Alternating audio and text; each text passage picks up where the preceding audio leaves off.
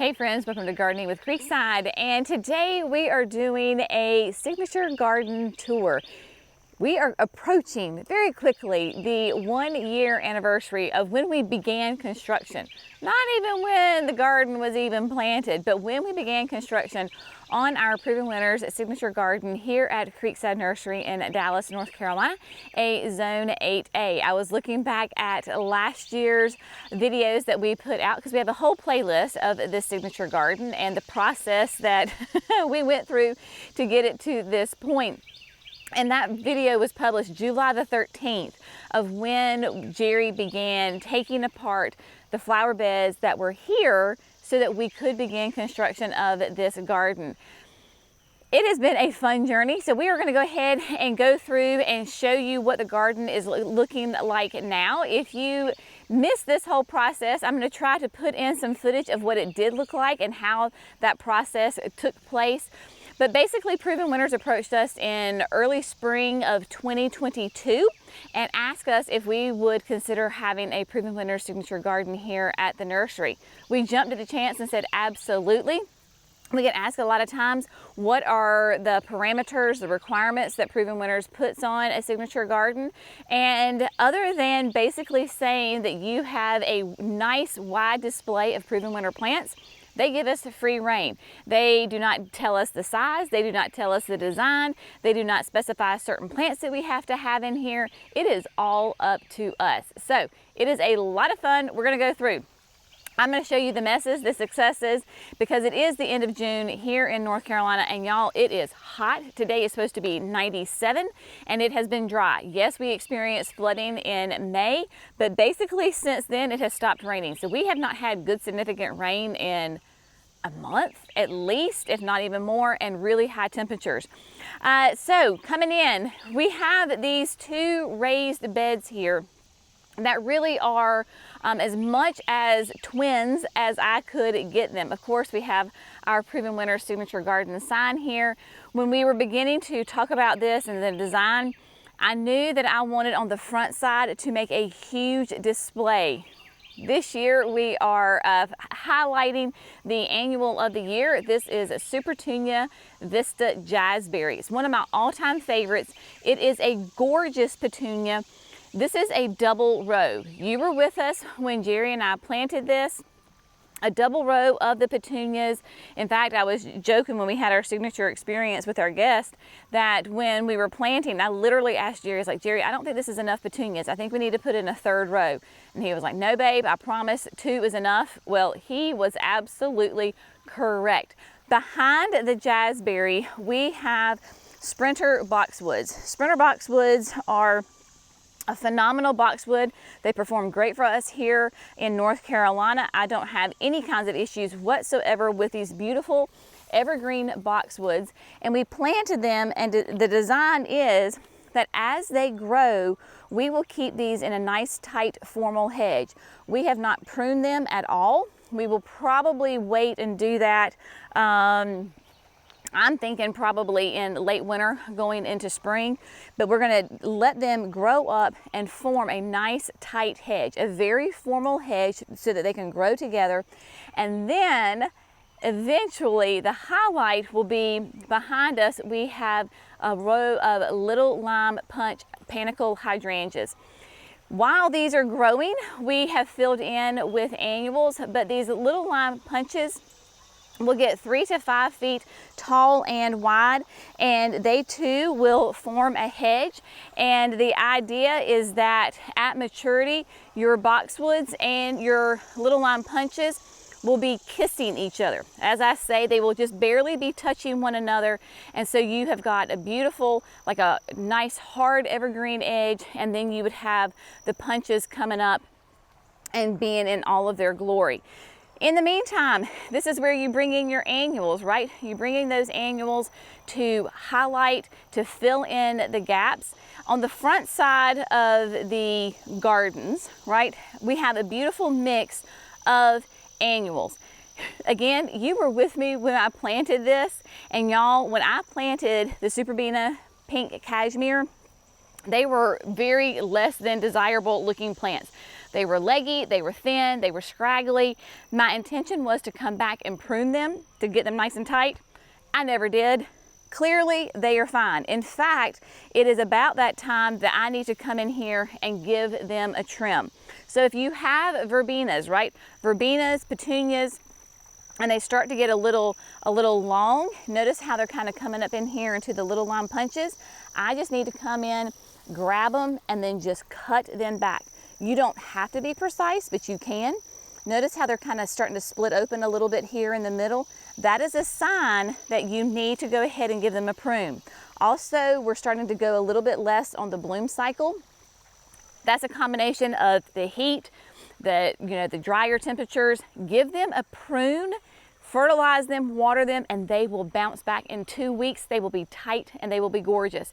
But this is just a fun area here where I just have loads of beautiful annuals mixing together. Of course, we've got Supertunia Saffron Finch, which I love, the Artist Blue Ageratum, the Supertunia Mini Vista Indigo, Plum Dandy for some dark contrast, and then you've got Coleus and your Surefire Begonias. The Mystic Illusion Dahlias, I just pruned them because they were getting really tall, and so just give them a little shape up. So if you have annuals, don't be afraid to prune them. If they start to get a little long, a little leggy, a little out of control, they're going out of their bounds, just go for it and go ahead and give them a prune back. When we were designing this, we knew that we wanted to have raised beds here. And so Jerry built these up with native soil that we have.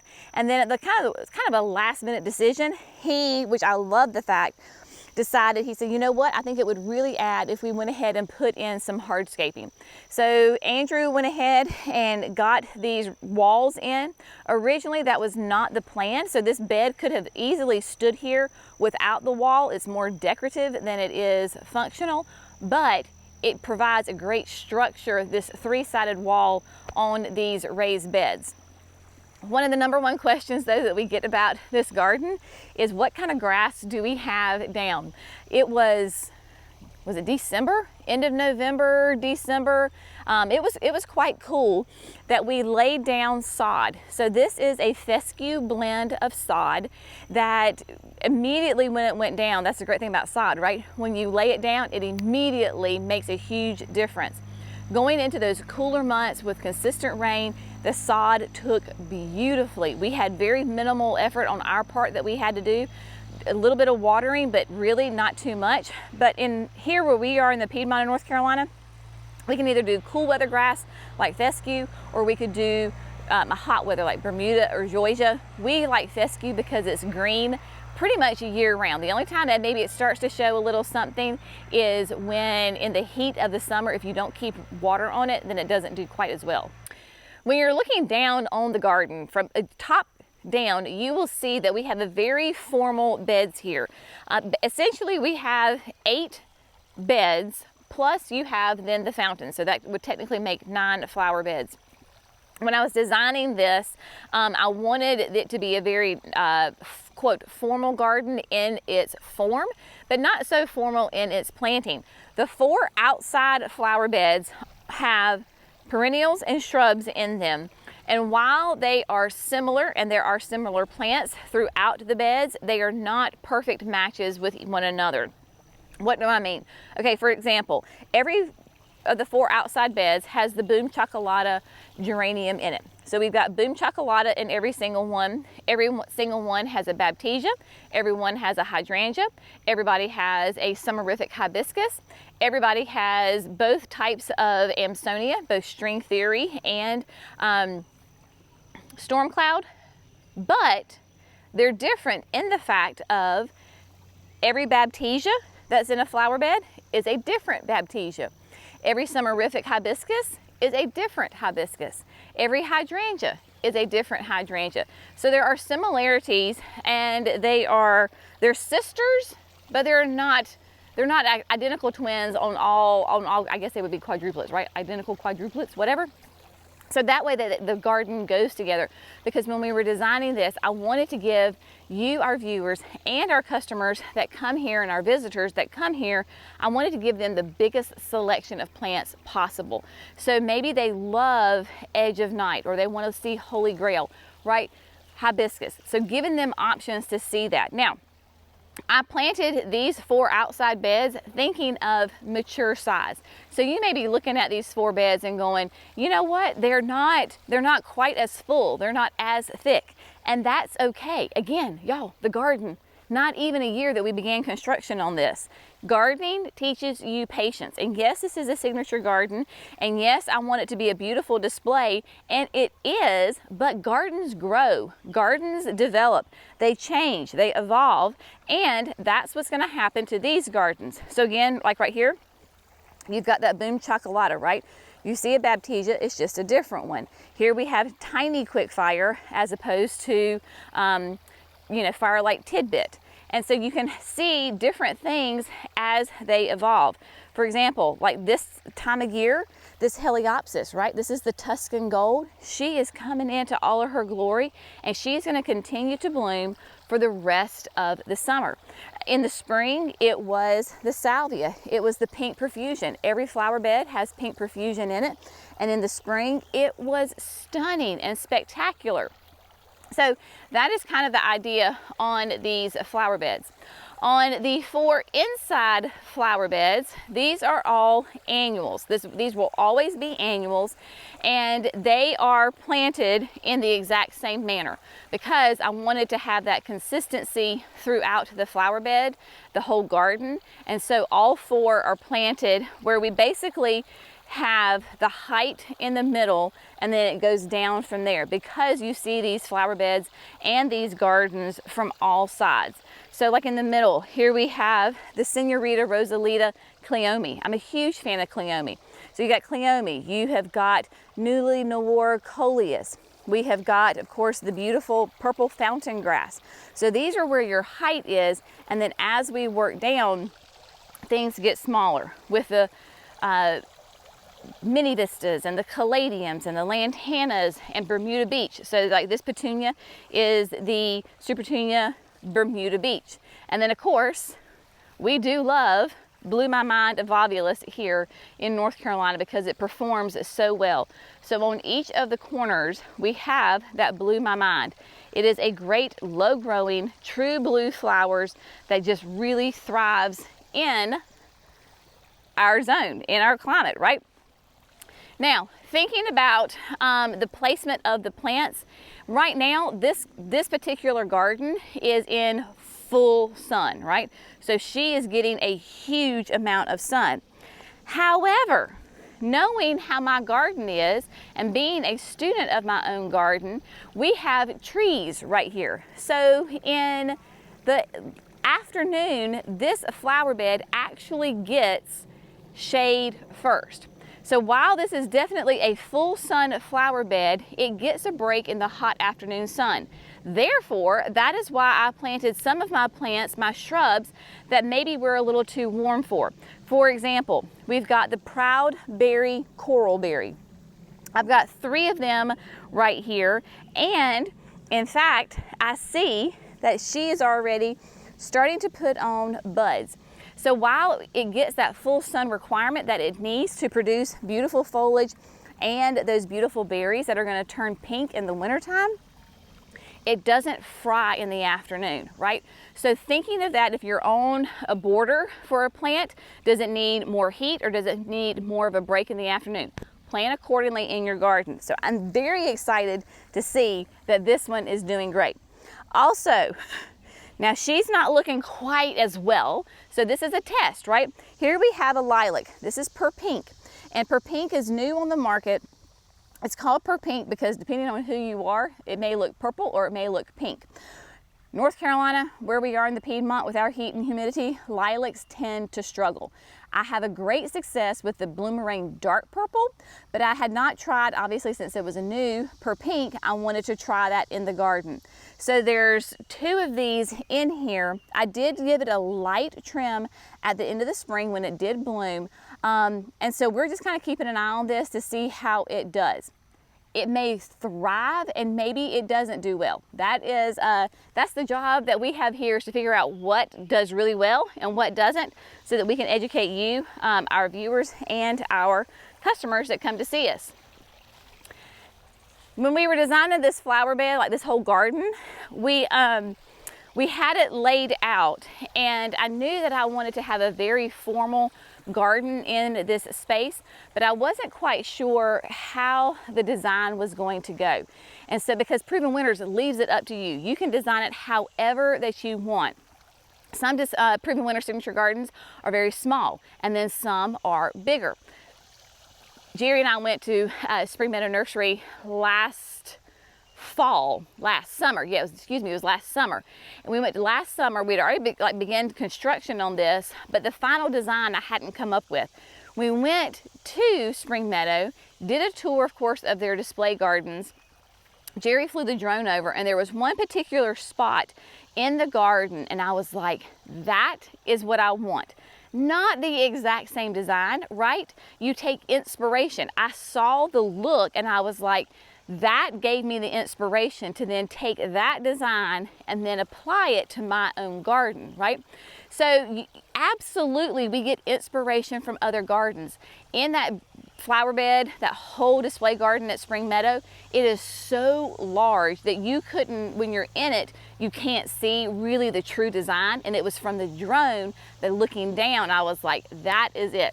So then I literally came home with graph paper, a ruler, and a pencil, and I would sit there at night and I would sketch and I would erase, and I would sketch and I would erase, until we came up with this design. When we implemented it into the ground, we realized that we needed to extend it just a little bit to make the bed, the whole garden, balanced, mostly from the drone down. So we added this bed in here at the back of the garden. I love it. I am super excited about it. So what we have here, this is Glitters and Glows, All That Glitters and Glows viburnum. It is a deciduous viburnum, which does not bother me because it's deciduous in the dead of winter when most people are not here in the garden. But the All That Glitters and Glows has a really nice shiny foliage to it, and it will produce berries. So there was an All That Glitters and there was an All That Glows viburnum, and you had to have both of them in the garden in order to have the berries. Well, Spring Meadow realized, that may not be the most convenient thing. Maybe people don't have the room for two viburnums. So they combined them. So this one plant, now All That Glitters and Glows, you don't have to have a male and a female. You can just have one plant and you're still going to get the little berries in the fall. We had really pretty sweet little white flowers in the spring, and then here you go. These will get 4 to 5 tall and wide.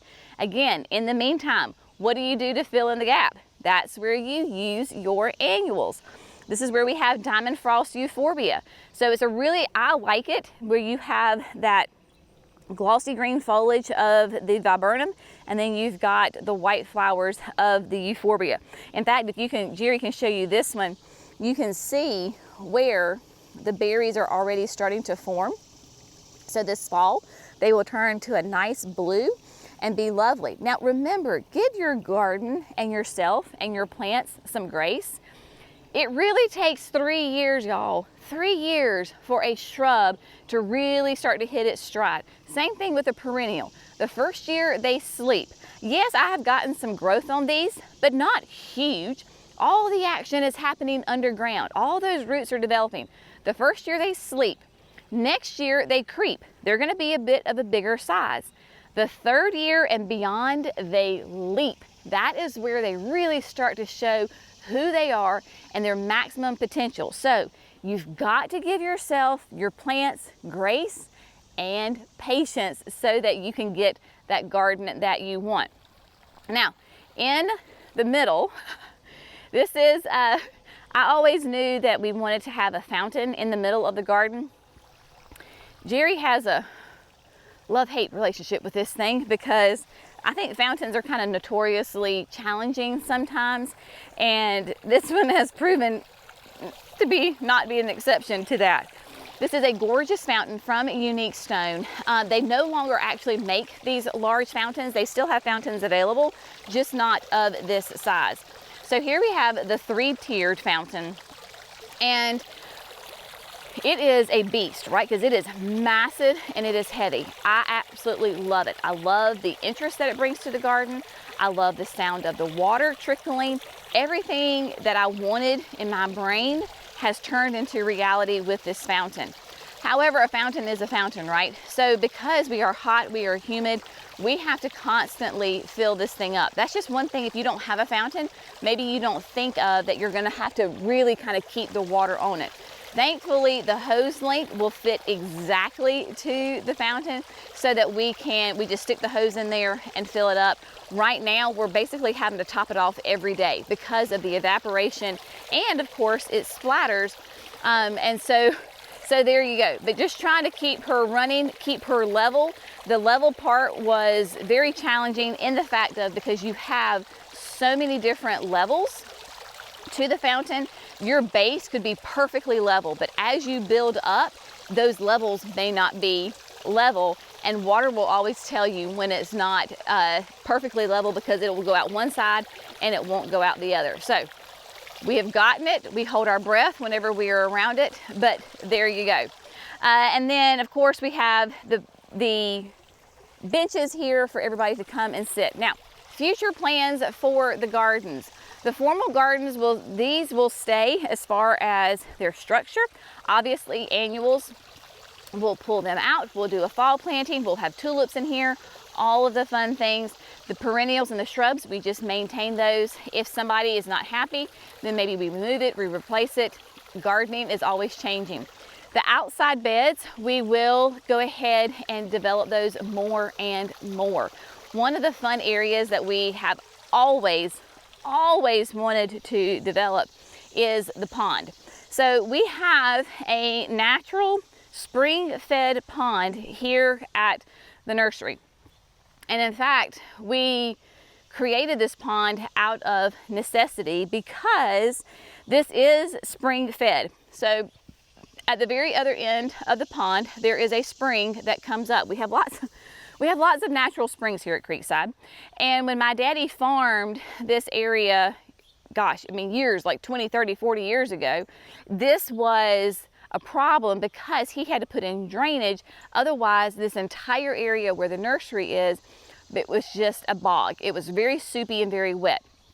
When Jerry and I had the land, we went ahead, and because at that time we were farming for the farmer's market, and the drains weren't working. Jerry wanted to use this as farmland, so what we did is created the pond. So this is a clay bottom pond. There is no liner in here.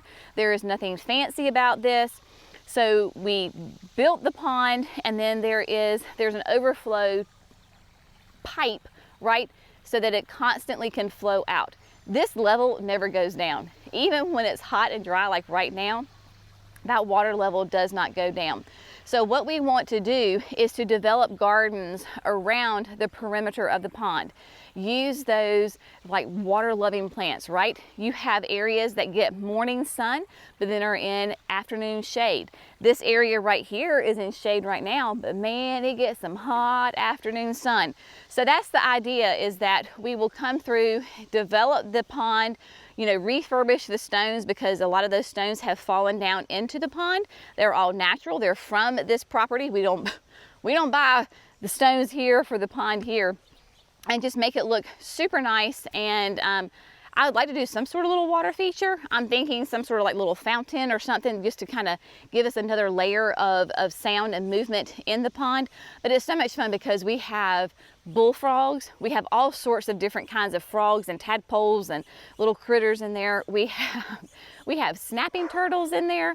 We have blue herons that we have 2 at least on our property that come and visit us quite regularly to come eat in the pond. So lots of different options and lots of different food choices for nature here at the pond at Creekside. So it is a fun area that we are going to be developing as the years go on, right? As any good garden does. But yeah, we just thought it would be fun to give you a little tour here of the gardens in the end of June, almost on the first year anniversary of doing the construction. But yeah, we hope you have found this fun, informative, and inspirational. As always, we so appreciate you. Y'all have a great day, and we'll see you in the next video. Bye, guys.